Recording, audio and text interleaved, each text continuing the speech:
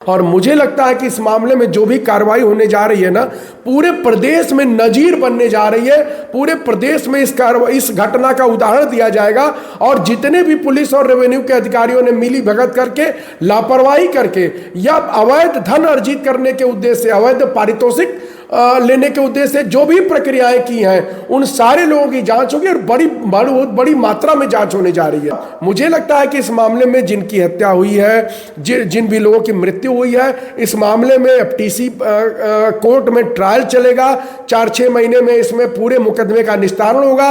10 से 15 लोगों को इसमें फांसी होगी और 20 से 25 लोगों को इसमें आजीवन कारावास होगा। कांड के बाद बड़ा एक्शन हो गया सरकार की तरफ से, यानी 15 लोगों के ऊपर बड़ी कार्रवाई हो गया है और खंगाला जा रहा है जो लापरवाही किए हैं आईजीआरएस के माध्यम से, जो सरकार के जो पोर्टल है उस पोर्टल के साथ छेड़छाड़ किया गया है। यानी इस प्रकार से ये गरीब और लाचार परिवार जब आईजीआरएस करता है तो कुछ उम्मीद और सपना के साथ करता है कि मुझे न्याय मिल जाएगा, और आईजीआरएस के साथ साथ जो आईजीआरएस के देखते हैं अधिकारी, जो इस कार्य को निर्वहन करते हैं, जो निवारण करते हैं राजस्व विभाग की टीम, यानी तमाम लोगों पर बड़ी कार्रवाई हुआ है। उन्हीं सारे मुद्दे बातचीत करने हमारे साथ जुड़े हैं विद्वान और महान अधिवक्ता शशांक शेखर त्रिपाठी सर, जो 24 घंटे पहले, यानी कहा जाए आज से एक दिन पहले, अपनी बात सोशल मीडिया पर रखे हुए थे कि प्रशासन के ऊपर प्रशासन की लापरवाही की वजह से यह घटनाएं हुआ, जिस घटना का अंजाम दो परिवार भुगतना पड़ा।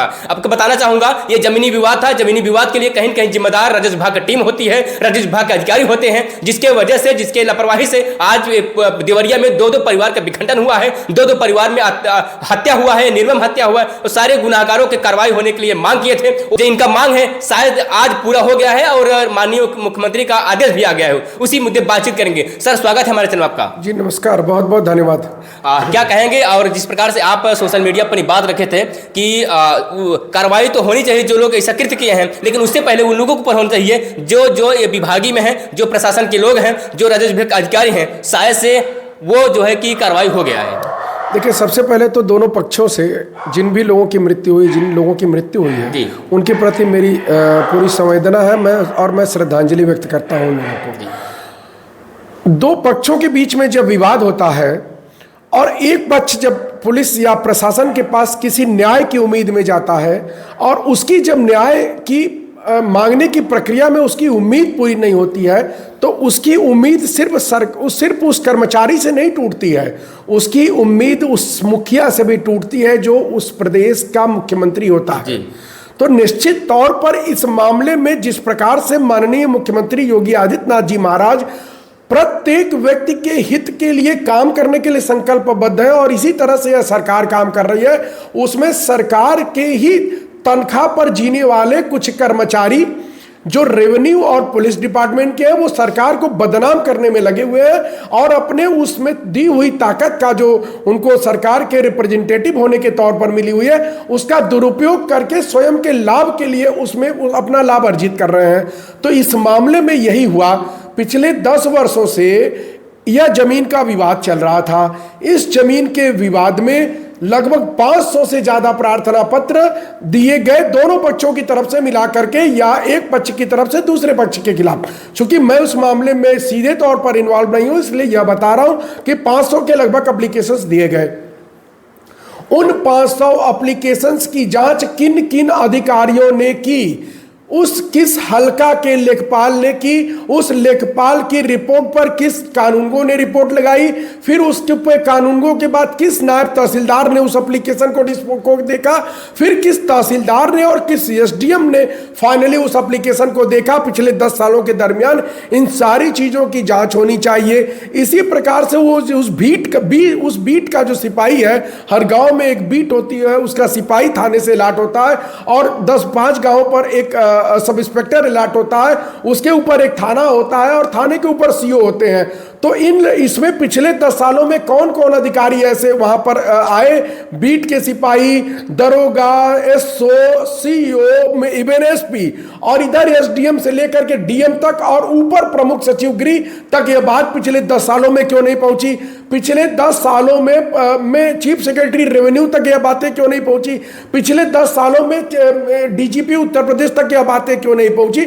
मुझे लगता है कि इन सब विषयों का संज्ञान लेते हुए माननीय मुख्यमंत्री ने पहले तो 15 लोगों को प्रथम दृष्टया कार्रवाई करते हुए एक सस्पेंशन करवाया है, और आज डीजी उत्तर प्रदेश और प्रमुख सचिव गृह को और प्रमुख सचिव रेवेन्यू को लेकर के आज बैठक की लखनऊ में। मुझे लगता है और बड़ी कार्रवाई होगी, और इन सारे जो जिम्मेदार लोग हैं, जो लापरवाह लोग हैं, इनके खिलाफ भी प्रॉपर कार्रवाई होगी, इनके खिलाफ एफआईआर होगी, इनके अवैध कमाई की जांच होगी। और इसी बहाने पूरे उत्तर प्रदेश में जो भी आईजीआरएस के माध्यम से एप्लीकेशन दिए जाते हैं और रेवेन्यू और पुलिस डिपार्टमेंट के कर्मचारियों की लापरवाही और लीपापोती के कारण जो जनता को नुकसान हो रहा है, जो जनता को समस्याएं आ रही हैं, मुझे लगता है उसके भी एक्शन की एक रूपरेखा तय हो गई है, माननीय मुख्यमंत्री ने तय कर दी है। अब जो भी जांच होगी उसमें पूरे उत्तर प्रदेश में जो भी इस तरह के मामले पेंडिंग है वह निकल करके आएंगे, और देखिएगा बहुत सारे पुलिस और प्रशासन के अधिकारी, रेवेन्यू के अधिकारी इस मामले में नपने जा रहे हैं। और मुझे लगता है कि इस मामले में जो भी कार्रवाई होने जा रही है ना, पूरे प्रदेश में नजीर बनने जा रही है। पूरे प्रदेश में इस घटना का उदाहरण दिया जाएगा, और जितने भी पुलिस और रेवेन्यू के अधिकारियों ने मिली भगत करके, लापरवाही करके या अवैध धन अर्जित करने के उद्देश्य से, अवैध पारितोषिक लेने के उद्देश्य से जो भी प्रक्रियाएं की हैं, उन सारे लोगों की जांच होगी, और बहुत बड़ी मात्रा में जांच होने जा रही है। इस मामलों को लेकर देवरिया कांड के मामले में सरकार के ऊपर प्रश्न चिन्ह खड़े हो रहे हैं, प्रशासन के ऊपर प्रश्न चिन्ह खड़े हो रहे हैं। देवरिया जनपद के जितने भी अधिकारी हैं, एसडीएम हैं, तहसीलदार हैं, नायब तहसीलदार हैं और राजस्व विभाग के अधिकारी हैं, कांस्टेबल हैं, सबके ऊपर कार्रवाई हुआ है। लेकिन एक सवाल पैदा हो जाता है, क्या देवरिया में ऐसे लोग हैं, ऐसे तमाम जनपद हैं, उत्तर प्रदेश जितने भी जनपद हैं, सब में ऐसे होते होंगे? क्या उन सब के लिए क्या संदेश होगा? देखिए, बिल्कुल यही है मेरा पुलिस और रेवेन्यू डिपार्टमेंट के अधिकारियों को भी संदेश है कि इस मामले में जिस प्रकार से माननीय मुख्यमंत्री कार्रवाई कर रहे हैं, और जितने भी लोगों ने पुरानी लापरवाही की और लीपापोती की है किसी भी प्रकार के लालच में या किसी भी प्रकार से किसी को ओबलाइज करने के चक्कर में, उन सारे लोगों की फाइल खुलने जा रही है। और इस मामले में एक नजीर बनेगी, एक उदाहरण बनेगा उत्तर प्रदेश कि किस प्रकार से कर्मचारियों की ड्यूटी क्या और कर क्या रहे हैं। और निश्चित तौर पर देखिए, बड़ा प्रदेश है हमारा, 17-18 करोड़ हमारी आबादी है। माननीय मुख्यमंत्री 18 घंटे 19 घंटे काम करते हैं, पूरा जो है कि सरकार की जो मशीनरी है वो काम कर रही है, लेकिन कुछ अधिकारी अपनी लापरवाही पूर्व की सरकारों के प्रति अपने ओबलाइजेशन के कारण बनाए हुए हैं, वह नहीं होने पाएगा इस सरकार में, ऐसा मेरा विश्वास है। और मुझे लगता है कि इस मामले में जिनकी हत्या हुई है, जिन भी लोगों की मृत्यु हुई है, इस मामले में एफटीसी कोर्ट में ट्रायल चलेगा। 4-6 महीने में इसमें पूरे मुकदमे का निस्तारण होगा। 10 से 15 लोगों को इसमें फांसी होगी और 20 से 25 लोगों को इसमें आजीवन कारावास होगा। परंतु विषय यह नहीं है, विषय सिर्फ देवरिया का नहीं है, विषय पूरे उत्तर प्रदेश में जिस प्रकार से प्रशासनिक मशीनरी की लापरवाही का है, वह भी इसमें उजागर हुआ है, और उसमें भी बड़े स्तर पर कार्रवाई होनी जा रही। मुझे लगता है उसमें भी एक आध दिनों में बड़े आदेश आ जाएंगे कि इन लोगों के ऊपर भी एफआईआर होनी चाहिए कि क्यों नहीं पहले इनको पता चला, क्यों नहीं उन एप्लीकेशन का निस्तारण कराया गया। जब माननीय मुख्यमंत्री ने आदेश दिया तो मैंने देखा राजस्व विभाग के कर्मचारी सिक्कड़ लेकर के पैमाइश कर रहे थे, तो ये पैमाइश उनके द्वारा पहले क्यों नहीं की गई? अगर पहले नहीं की गई तो क्यों नहीं की गई? किन अधिकारियों के दबाव में नहीं की गई, और किन अधिकारियों ने उस एप्लीकेशंस का डिस्पोजल किया बिना पैमाइश के, कैसे क्या किया? तो ये सारी चीजें निकल करके सामने आएंगी। बहुत बड़ा इस मामले में बहुत बड़ा संदेश जाने वाला है पूरे प्रदेश में। यानी कहा जाए इस बात को भी बयां करता है प्रेमचंद यादव वाकई में दबंग थे। इसके अब हालांकि मौत हो गया, इस पे हम कुछ नहीं कर सकते, लेकिन दबंग इसलिए कहा जाएगा जब वो अवैध तरीके से घर बनाए हैं। अगर नाप में या जोखिम में पाए जाते हैं कि अवैध तरीके घर बना है, तो इसके पहले प्रशासन के अधिकारी लोग कहाँ थे, राजस्व विभाग लोग कहाँ थे? ये सारे मुद्दे संगठित अपराध प्रदेश में हो रहे थे, उन पर बहुत बड़े लेवल पर तो माननीय मुख्यमंत्री ने इस पर रोक लगाया है, परंतु जिन बड़े पॉकेट्स में बड़े दबंग बैठे हुए थे, पूर्व की सरकारों के द्वारा पोषित जो बड़े दबंग बैठे हुए थे, वह लोकल स्तर पर कहीं देवरिया में, कहीं बलिया में, कहीं गोरखपुर में, कहीं हापुड़ में, इस तरह से कहीं ना कहीं छोटे छोटे पॉकेट्स में जो छोटे छोटे अपराधी बैठे हुए थे, उनकी भी दबंगई अब सामने आ रही है। और निश्चित तौर पर अब मुझे लगता है कि इस तरह के भी अपराधियों के खिलाफ कार्रवाई होगी। और जिस प्रकार से विकास दुबे के खिलाफ कार्रवाई हुई, उनके परिवार के लोग मारे गए और उनको भी इनकाउंटर किया गया, मैं उस इनकाउंटर का समर्थन करता हूं, और इस तरह के लोगों के साथ यही कार्रवाई होनी चाहिए। यानी कहा जाए देवरिया में जो 2 परिवार में मौत हुआ है, एक परिवार में 5 लोग का निर्मम हत्या किया गया, वहीं दूसरी तरफ 1 लोग सदस्य की हत्या किया गया। ये सारे के जो खेल है, इस खेल में किरदार है प्रशासन के लोग हैं। बिल्कुल। अगर ये भ्रष्टाचार की भेंट नहीं चढ़े होते, शायद से ये निवारण कर दिए होते और ये इतनी बड़ी घटना का अंजाम नहीं होता। अब देखना होगा माननीय मुख्यमंत्री जी आगे की क्या कार्रवाई करने जा रहे हैं, लेकिन लोगों को नजर है देवरिया कांड एक कांड ही नहीं, लोगों को दिल दहला दे रहा है, क्योंकि एक ही परिवार में 5-5 लोग सदस्य जाना आप समझ सकते हैं कितने दुर्भाग्य दुर्लभ की बात है। ऐसे ही बड़े बड़े मामले सामने आए थे, लेकिन ये जो मामला है उत्तर प्रदेश का मामला पूरे भारत में जो है कि एक कहा दिल दहला दिया है। बिल्कुल, मैं आपको बताना चाह रहा था, अभी आप ही लोगों के सोशल मीडिया पर मेरा एक बयान चल रहा था, उसमें मैंने देखा कि परसों का बयान था मेरा, उसमें मैंने देखा कम से कम 150 लोगों ने इसी तरह के किसी न किसी दबंग व्यक्ति के या इसी न किसी तरह के किसी प्रशासनिक और रेवेन्यू डिपार्टमेंट के और पुलिस डिपार्टमेंट के कर्मचारियों के विरुद्ध उसमें कमेंट किया हुआ है और वो लोग एविडेंस तक उस पर दे रहे हैं। इसका मतलब यह है कि नीचे बैठे हुए जो रेवेन्यू डिपार्टमेंट के कर्मचारी हैं और नीचे बैठे हुए जो पुलिस डिपार्टमेंट के कर्मचारी हैं वो आज भी आंख मूंद करके घी पीने का काम कर रहे हैं और सरकार की आंखों में धूल झोंकने का काम कर रहे हैं। तो उनके खिलाफ जरूर माननीय मुख्यमंत्री के संज्ञान में यह मामला है।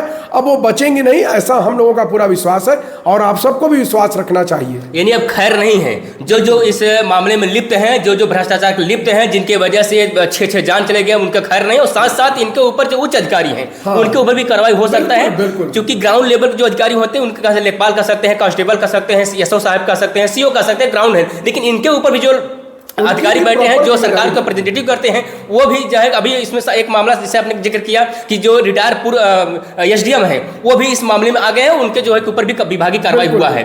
यानी और बुलडोजर उनके घरों पर भी चलना चाहिए, बुलडोजर उनके घरों पर भी चलना चाहिए, क्योंकि उनकी यह जिम्मेदारी है, उनकी यह लाइबिलिटी है। उनको सरकार के द्वारा जो अधिकार प्रदत्त किए गए हैं, हमारे टैक्स के पैसों से जिनको तनख्वाह दी जाती है, और वो अगर इस काम को नहीं करते हैं तो इसका मतलब प्रथम अपराधी वो है और दूसरी अपराधी वो है जिस व्यक्ति ने अपराध किया है। तो निश्चित तौर पर इस मामले में जो लोगों के लापरवाही की वजह से इतने बड़े अपराध की घटनाएं घटित हुई है उनके खिलाफ निश्चित तौर पर कार्रवाई होगी और मुझे लगता है बहुत जल्दी होगी। चलेगा बाबा का बुलडोजर, ऐसा तमाम लोग कह रहे हैं कि अब प्रेमचंद यादव के घर ढहा दिया जाए, अवैध तरीके से बना हुआ है। लेकिन वहीं दूसरी तरफ 2 दिन पहले पूर्व आईपीएस अमिताभ ठाकुर जी आए हुए थे, उनका भी मानना था कि सरकार ऐसे कोई अवैध काम न करे जिससे लोगों को एक गलत संदेश जाए, क्योंकि यह सरकार जब घबरा जाती है तो अपने अवैध तरीके से रूल्स फॉलो करती है और किसी कानून और संविधान में नहीं लिखा है कि हम किसी को घर का इस तरीके से ढहा दें या फिर उसे अवैध घोषित कर दें। उस पर जो है कि पूरी जिम्मेदारी से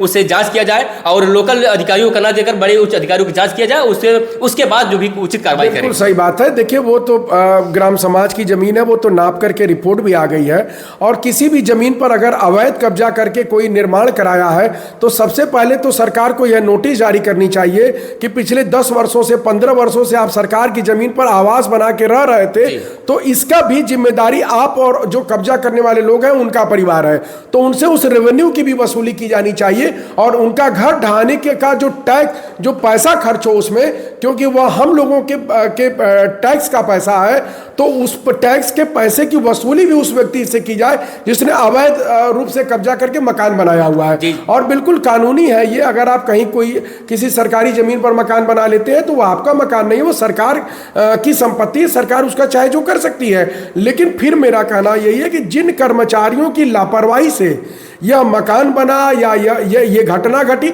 उनके खिलाफ भी कार्रवाई होनी चाहिए, उनके भी घरों पे बुलडोजर चलने चाहिए। जी जी, बहुत बहुत धन्यवाद। Thank you sir. मित्रों जो है कि बताना चाहूंगा, अभी स्क्रीन जिसे आप देख रहे हैं तो विद्वान महान अधिवक्ता हर मामलों पर अपनी बात रखते हैं और इस बात को जिक्र भी लोग करते हैं, लोग प्यार दुलार देते हैं, लोग जानते हैं कि जो सर बात बोलते हैं वाकई वो बात सत्य होता है और वही सामने आया। 24 घंटा पहले अपनी बात रखे हुए थे और बात इसलिए रखे क्योंकि इतने अनुभव है इनके अंदर, इसलिए अपनी बात रखे थे और उनके शायद अनुभव के हिसाब से जो कार्रवाई हुआ है वो एकदम साथ साथ समझ में आ रहा है। फिलहाल मित्रों मैं उम्मीद करूंगा आप अपनी राय जो है कि कमेंट बॉक्स से जरूर लिखिएगा और मिलेंगे किसी और वीडियो में।